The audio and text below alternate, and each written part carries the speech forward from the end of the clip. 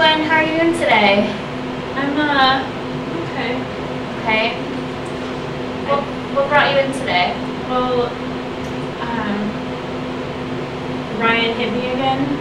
Oh. And I'm worried because I'm pregnant and this is the second time and I worry about baby. Okay, so you're really worried. Has the violence been escalating? I mean, it has been getting worse.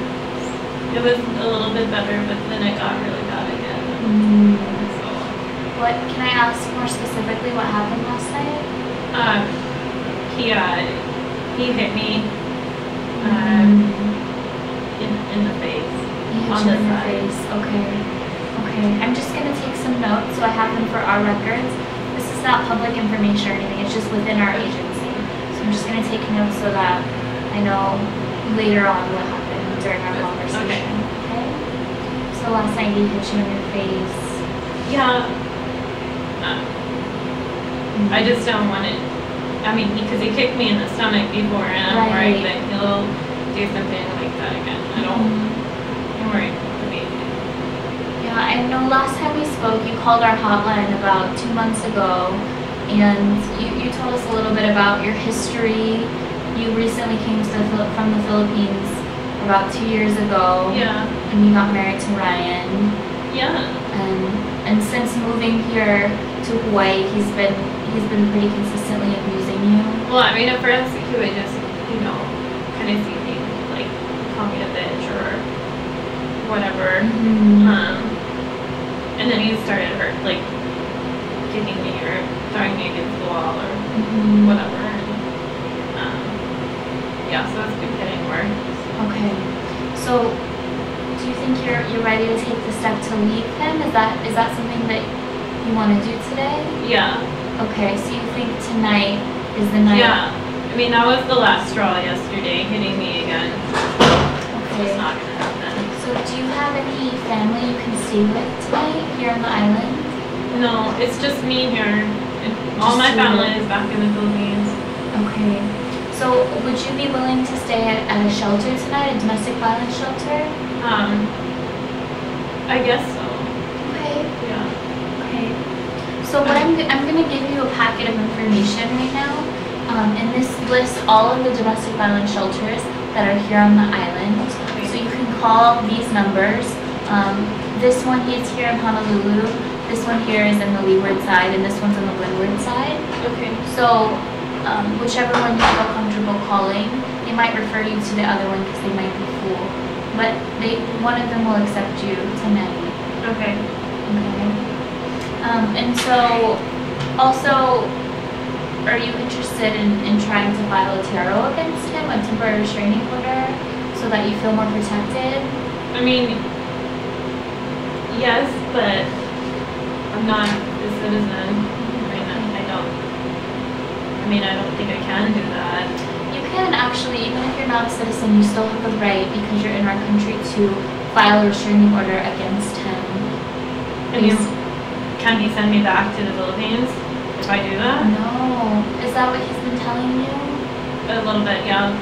They'll send me back if I try to leave. So actually, something that we've seen within our agency with women who come from other countries here, the men will tell them that. They'll tell them that if you go to the police, they'll kick you out of the country, and that's not true. That's actually another form of abuse, and that's actually considered psychological abuse.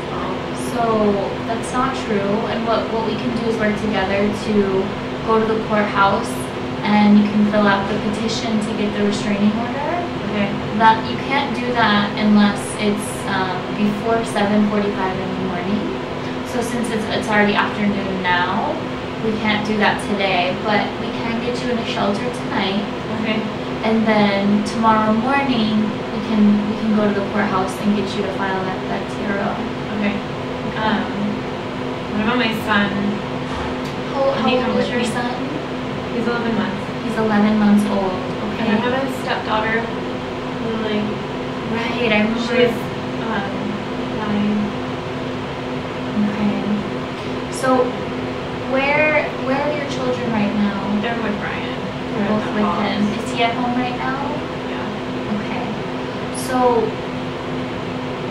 Do you fear for the safety of the children with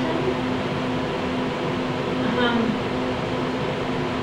Yeah, a little, yeah. I mean, Lily, I do. I think that he might hurt them to try to hurt me, or to like make me come back. Right. I don't, but I'm scared to go get them. Right. Okay. Well, is there anyone in his family that you could try to use as kind of a third party to maybe get the children and get them to you? Or maybe we could come up with a scenario where, because if he finds out that you are deciding to leave tonight to go to a shelter, that's the most dangerous time in a relationship where domestic violence is involved. Yeah. Because he's obviously going to be quite angry and he might try and lash out at you. So maybe we could come up with a strategy where, does he have any relatives here? Maybe his parents who might want to take the kids to the park? Like all of his family is here. Okay, and do you have their contact information? Yeah. Okay, so maybe we could call, his mother and father are both alive here. Okay. And he has a sister. Okay. So the mother, maybe we could call, do the kids have a good relationship with their grandmother? Yeah. They do, okay. So maybe, do you have a relationship with the grandmother? Kind of, yeah. Okay. A little bit. Maybe we can call her and ask her to take the kids to the park so she can pick them up from him, go to the park, and then you can pick up the kids from the park. Okay. My only fear is that with Lily, because she's your stepdaughter, he might try and claim her legally because he's biologically her father. Yeah, I don't think that's a good idea. I don't think she would be safe enough. Okay. So I think he would hurt her like he hurts me. do you think if you tell his mother about this situation, she'd be willing to watch Lily for now? And you can bring Junior with you to the shelter? Yeah, she probably would. Maybe she might not believe me, but she might take Lily. I mean, I just want Lily to be safe. Right, of course. Do you have a concern? I mean, and I want to have Junior with me though. Right. So we need to definitely make a plan to get Junior, and Junior should be able to go into the shelter with you tonight, and then Lily hopefully can stay with her grandmother for the time being. Also, when you file the restraining order, you can put the children on the restraining order Against him. So you can file the restraining order for yourself against him, and since they're minor children, you can also file on behalf of the children and put them on the restraining order. Okay? And if the restraining order is granted by the judge, then he'll be served with the restraining order, and the children will have to leave his presence. So Junior will go with me, and then Lily will go with his mom. Depending. So when you file the restraining order, you can put on it who you think a third party could be that could take care of the children potentially. So you could put his mother's name on that restraining order so that she can take care of him until the next court date when the judge will decide what will happen permanently. Okay.